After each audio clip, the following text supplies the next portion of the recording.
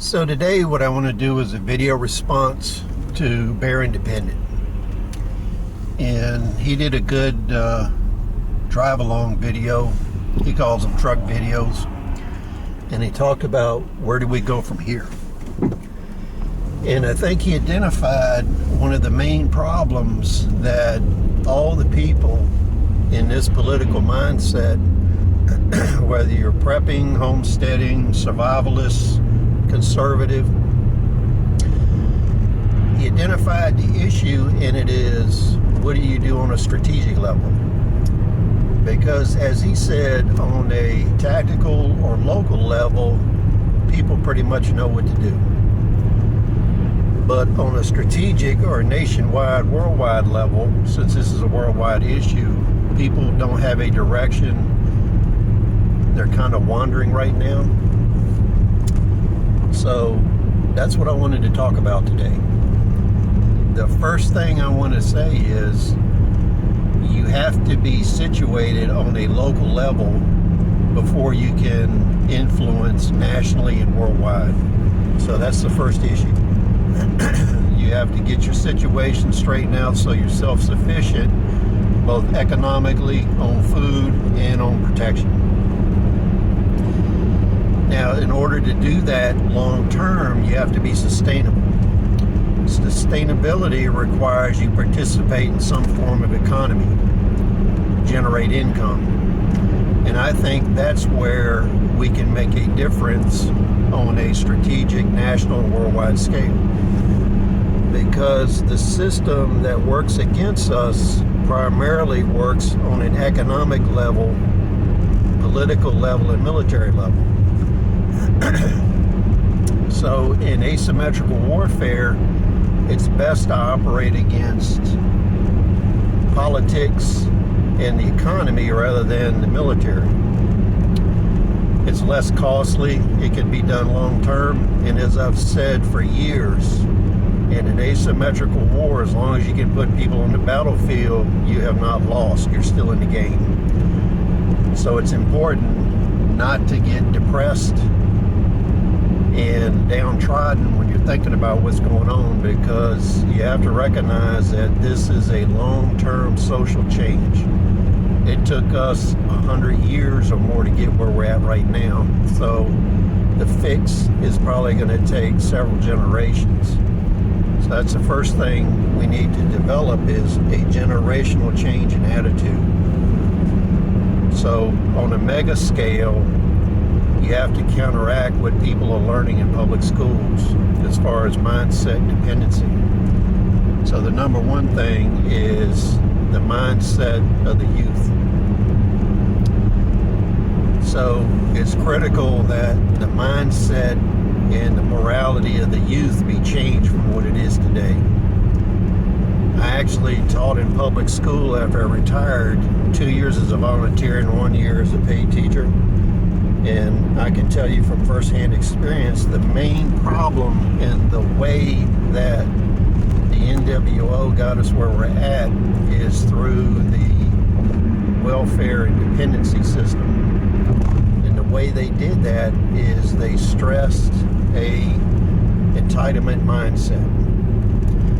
So in a lot of the public schools, you see second, third generation entitlement mentality teaching third and fourth generation entitlement mentality. There was a similar situation to this in England. So throughout the UK, they had what was called the dole.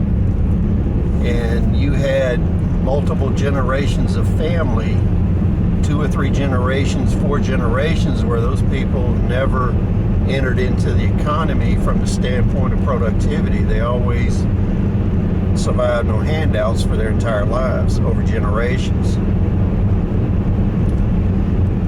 What has to be taught is there's a better way to live. A minimalist, minimum sustainable life that's dependent on the state for existence is pretty much a death sentence, because you're not going to go anywhere, you're not going to do anything, and you're subject to total control. The next thing up is creating a parallel economy. This system is dependent on taking from people. They have to feed the upper echelons in order to keep them happy. So if you look at economic production, 98 to 99% of the profit feeds a small cadre of families. Any interruption in this, taking away from it by creating a parallel economy, that would do a tremendous amount to degrade their effectiveness. Because it's just like in any corporation. I worked in a lot of corporations, and what would happen is if you had a project and it cost $2 billion, the people at the top would take their money out of that pot before you ever got it, regardless of whether you had enough money to do the project or not. They always took their cut, their perks, and their graft off the top.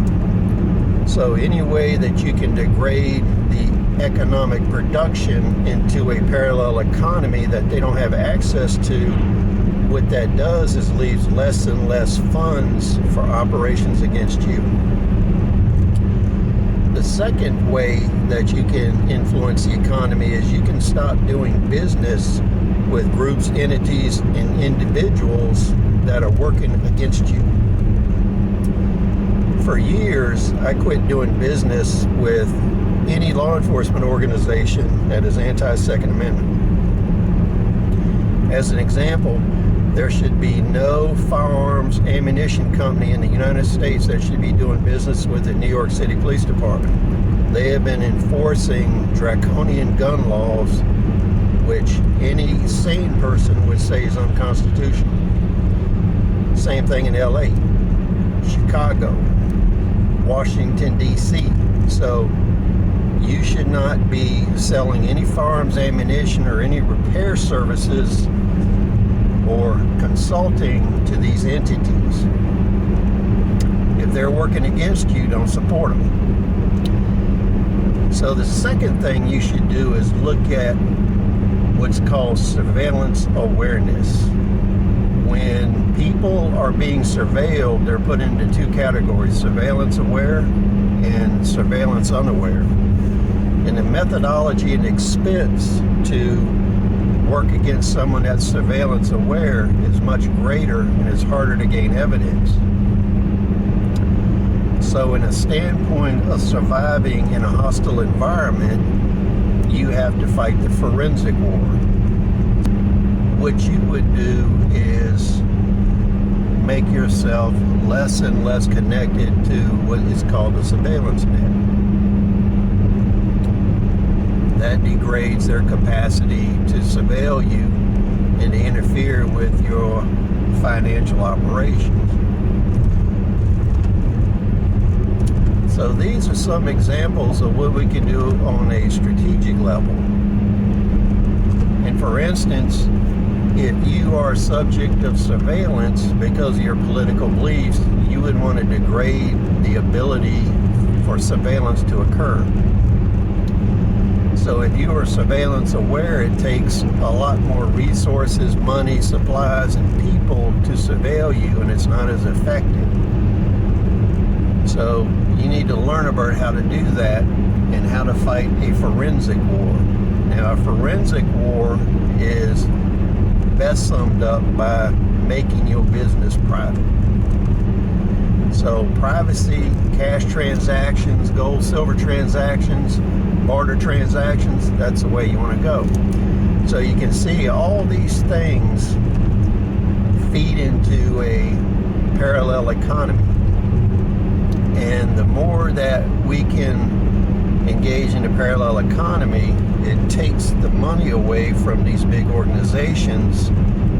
They can't support the think tanks. They can't support operations against you because a lot of these organizations are the surveillance apparatus. So when you look at Microsoft, you look at Google, YouTube, Twitter, Facebook, these are the core of the surveillance that's going on against you. All the information, your personality profile, your interests, everything is put together and is provided to law enforcement. If you're using a cell phone, all your ping data is being used against you. You can see that in the Capitol situation. Antifa and BLM, their ping data was never collected to identify who those people were in the 6 months of rioting, looting, and murder.